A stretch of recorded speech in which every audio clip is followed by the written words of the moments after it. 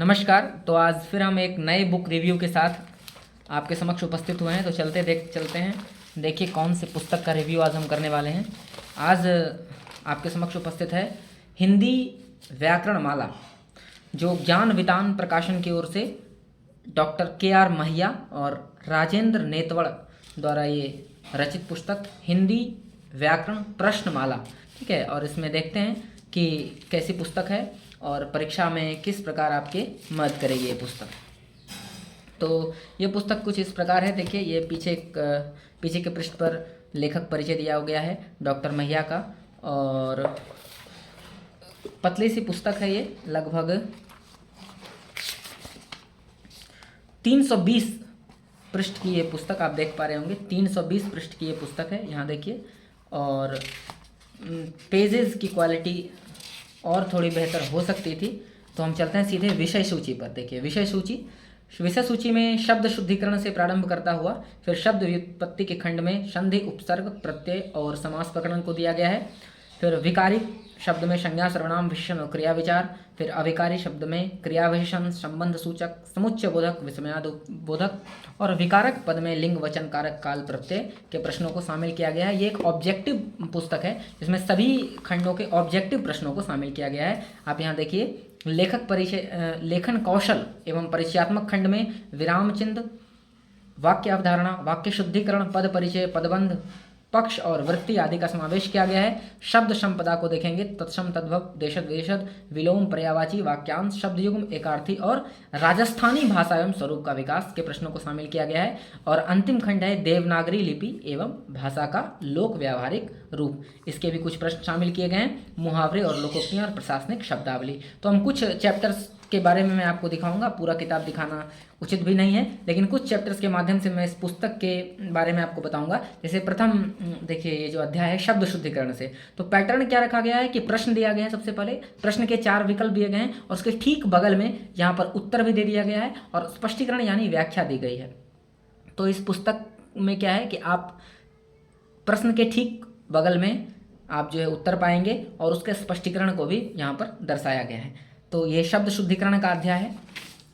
शब्द शुद्धिकरण से देखिए, लगभग इसमें शब्द शुद्धिकरण से 30-35 ये लगभग 60 प्रश्न शब्द शुद्धिकरण से यहाँ पर प्रस्तुत किए गए हैं। उसके बाद देखिए, भाषा और व्याकरण, थोड़ा सा परिचयात्मक ढंग से कुछ चीज़ें भी बता दी गई है कि भाषा क्या है, मौखिक पक्ष, लिखित पक्ष, फिर भाषा की मुख्य विशेषताएं, फिर भाषा का क्रमिक विकास यहाँ आप देख पा रहे होंगे, वैदिक संस्कृत, लौकिक संस्कृत, पाली, प्राकृत, अपभ्रंश, पुरानी हिंदी, खड़ी बोली और हिंदी की राजभाषा, इस तरीके से यहाँ पे बताया गया है। और ये हिंदी वर्णमाला का अध्याय, यहाँ देखें, हिंदी वर्णमाला का ये अध्याय है। और फिर यहाँ पर थोड़ा परिचयात्मक ढंग से बताया गया है और फिर प्रश्नों की सूची यहाँ से सही कर दी गई है। तो चलिए कुछ और अन्य अध्याय को देखते हैं, आगे बढ़ते हैं। देखिए, प्रत्येक खंड में इसी तरह किया गया है। ये लिंग अध्याय है, तो ये प्रश्न शामिल किए गए हैं, बगल में उत्तर है और स्पष्टीकरण दिया गया है।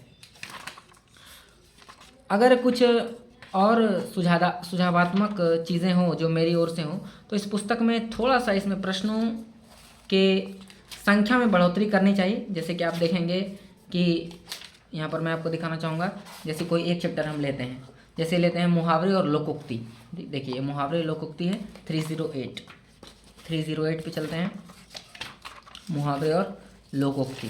तो मुझे ऐसा लग रहा है कि थोड़ा सा प्रश्न और अधिक शामिल किया जाता तो और अच्छा होता। देखिए, ऐसे मुहावरे और लोकोक्ति यहाँ पे है, मुहावरों के बारे में थोड़ा बताया गया है, लोकोक्ति के बारे में, और फिर प्रश्न शुरू किया गया है। प्रश्न यहाँ पे देखिए पा रहे होंगे आप, प्रश्न शुरू कर दिया गया है। अब आगे जब आप बढ़ेंगे तो मुहावरे और लोकोक्ति आप जानते हैं परीक्षाओं के लिए कितना महत्वपूर्ण है, लेकिन इसमें लगभग ये कुछ अध्याय में ये देखिए लगभग मात्र 57 प्रश्न इस चैप्टर से मुहावरे और लोकोक्ति शामिल किए गए हैं, जो मुझे व्यक्तिगत तौर पर लगता है कि और प्रश्नों को इसमें शामिल किया जाना चाहिए, क्योंकि सभी प्रतियोगी परीक्षाओं के लिए तब ये संपूर्ण पुस्तक हो पाती। तो अगर और इसमें अच्छे परीक्षा उपयोगी प्रश्न शामिल किए जाएं तो बेहतर होगा।